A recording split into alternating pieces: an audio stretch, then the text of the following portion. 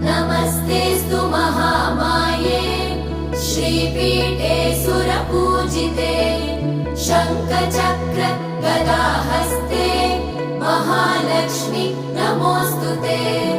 नमस्ते गरुडारूढे कोलासुरभयङ्करी